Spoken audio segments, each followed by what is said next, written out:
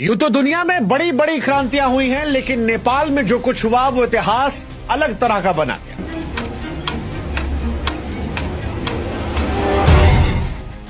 क्योंकि नेपाल में जेनजी ने 36 घंटों में सरकार को गिरा कर रख दिया।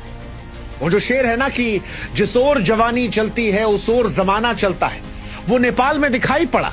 नेपाल की सड़कों पर हजारों युवाओं ने सत्ता को हिलाकर रख दिया, दुनिया को हैरत में डाल दिया। 13 से 28 साल के जेनजी ने ऐसी ताकत दिखाई कि प्रधानमंत्री देश छोड़कर भाग गए।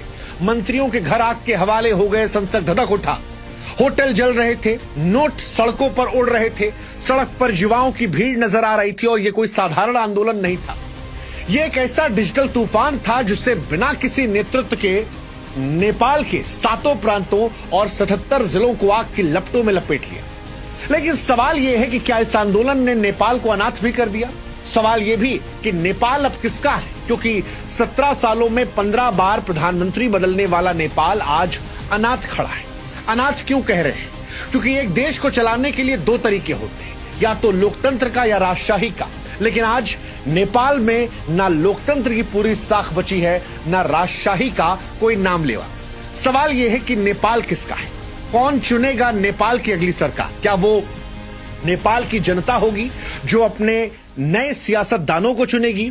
क्या वो अमेरिका, चीन जैसे बाहरी ताकत होंगे जो नेपाल में कुर्सी पर कौन बैठेगा, नेपाल कौन चलाएगा, उसको तय करेंगे?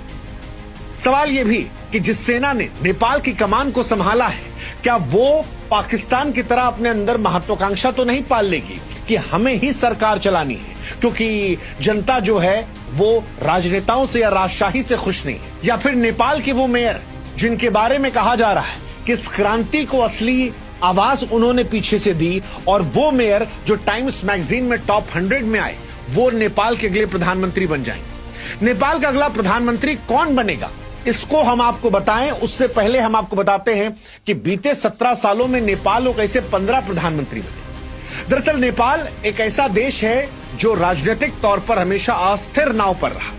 2008 में नेपाल में राजशाही का खात्मा हुआ, देश ने लोकतंत्र अपनाया, लेकिन सत्ता की कुर्सी पर टिकना तब से किसी के लिए आसान नहीं है। 17 सालों में 15 प्रधानमंत्री, और यह आंकड़ा अपने आप में इस देश की राजनीतिक अस्थिरता की कहानी को बयां करता है। 2008 में पुष्प कमल दहल प्रचंड वो बनते हैं प्रधानमंत्री, 16-17 में बनते हैं, 2022 से 24 के बीच में भी वही रहते हैं।